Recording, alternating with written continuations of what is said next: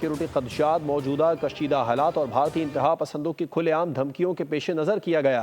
हुकाम का कहना है पाकिस्तान ने हमेशा खेल को सियासत से बाला रखा है, ताहम भारतीय हुकूमत और मीडिया ने खेलों को भी नफरत, तासुब और सियासत का हथियार बना लिया।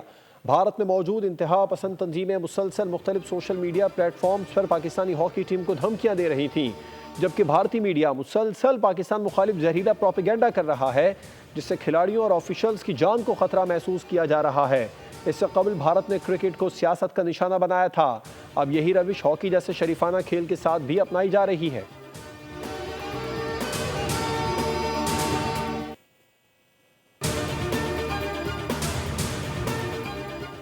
एशियन क्रिकेट काउंसिल के ढाका में होने वाले इजलास से मुतालिक कशीदगी बढ़ने लगी। भारतीय हुकूमत भारतीय बोर्ड की भी सालाना इजलास में शिरकत न करने के लिए लॉबिंग रुकन ममालिक पर दबाव डालना शुरू कर दिया। इजलास में शिरकत न करने के लिए पुरकशिश ऑफर्स भी देना शुरू कर दी।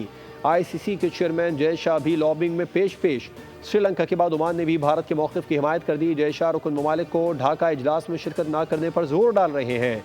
रुकन ममालिक की अक्सरियत सालाना इजलास ढाका में होने के हक़ में है। सदर ACC मोहसिन नकवी ने 24 जुलाई को इजलास तलब कर रखा है। रुकन ममालिक 23 जुलाई को ढाका में इकट्ठे होंगे।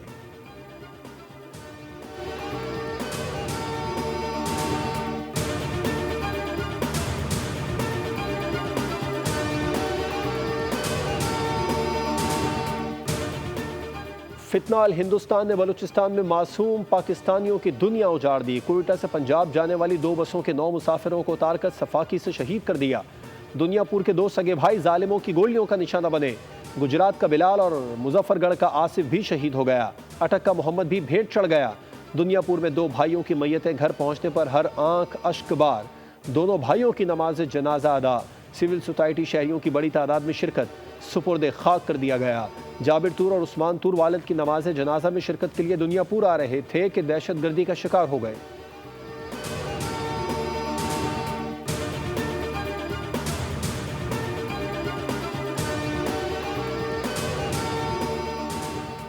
भारत से मिलिट्री लेवल सीज फायर ठीक चल रहा है, मगर भारतीय सियासी क़यादत को यह हजम नहीं हो रहा।